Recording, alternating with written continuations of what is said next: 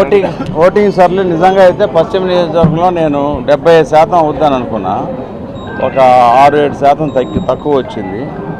ఆ విషయం మేబీ ఎండమూలాలు కానీ ఇంకోటి కానీ కొంతమంది దుష్ట శక్తులు కొంతమందిని ఆపారేమో నా డౌటు. లేకపోతే 75 రావాల్సింది.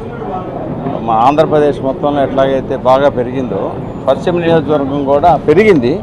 4-5% పెరిగింది, కానీ ఇంకా పెరిగి ఉండవలసిందని అనుకున్నాను. అది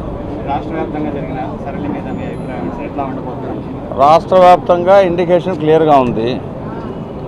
130-160, 130 నుంచి 160 దాకా కూటమికి వస్తుందని. 160 వస్తే అపోజిషన్ స్టేటస్ కూడా ఉండదు. అదే అందరూ కోరుకుంటున్నారు ప్రజలు చాలామంది. సజ్జల గారు విజయసాయి రెడ్డి గారు ప్రజలు మాకే ఓటేశారు, జగన్ ఇచ్చిన పథకాలు సంక్షేమాలకే ఓటేశారని చెప్పంటున్నారు. వేశారు, డెఫినెట్గా ప్రజలు వాళ్ళకి ఓటు వేయలేదని ఎవరు అంటున్నారు? శాతం ఎంత వేశారు ఇంపార్టెంట్. అక్కడ సంక్షేమ కార్యక్రమాలు తీసుకున్న వాళ్ళకి 30% ఓట్లు పడితే మొదటి 20% వాళ్ళని నచ్చి చేసి వాళ్ళ గురించి ఆలోచించి చేసేవాళ్ళు ఉండరు. డెఫినెట్గా డైరెక్ట్గా కొంతమంది వాళ్ళు ఎవరెవరినైతే మోసపూరితంగా డబ్బులు ఇస్తూ ఇంతకాలం మేనేజ్ చేశారో వాళ్ళకు వచ్చే 30% డెఫినెట్గా వాళ్ళు ఉంటారు. ప్రజలు లేకుండా ఉండరు, వేసే ఉంటారు. మిగిలిన 55% కూటమికి వచ్చి ఉంటారు. అది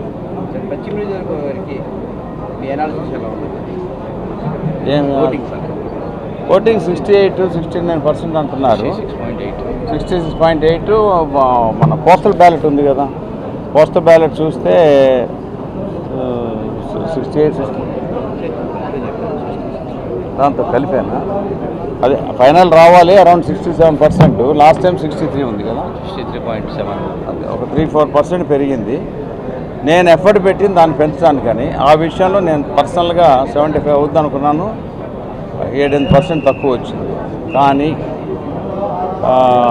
ఓటర్స్ డెఫినెట్గా మెజారిటీ పర్సంటేజ్ మా కూటమి కేసు ఉంటారు. సైకిల్కి కమల్ ఏంటండి, రాష్ట్రంలో చాలా చోట్ల హింసాత్మక ఘటనలు జరిగింది.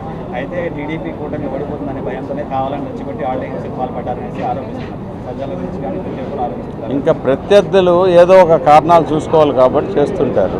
ఇక్కడ రౌడీజం పశ్చిమలో కూడా చేయడానికి ట్రై చేశారు. నేను ఆసిఫ్ భాయ్ కూడా చెప్పాను, ఇక్కడికి వచ్చేటప్పటికి ఆల్రెడీ ప్రజలు నిర్ణయం తీసుకొని వస్తారు ఓటు ఎవరికి వేయాలనేది. ఇక్కడికి వచ్చి మీ వాళ్ళు చేస్తున్న దొంగ ఐడి కార్డులు పెట్టుకొని ఇట్లా పెట్టుకుని తిరుగుతున్నారు, అది తప్పు.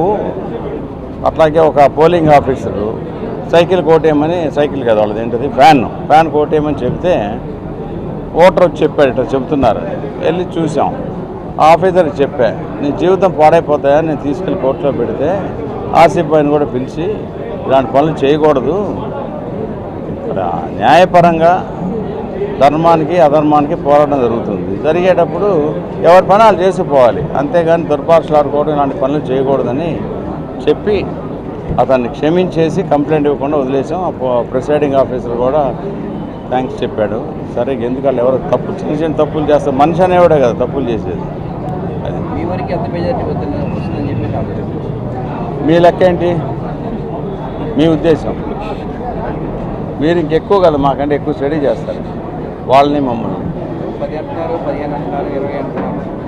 10, 15, 20 3 కలిపి అంత వస్తుంది మాకు మెజారిటీ. Okay, right.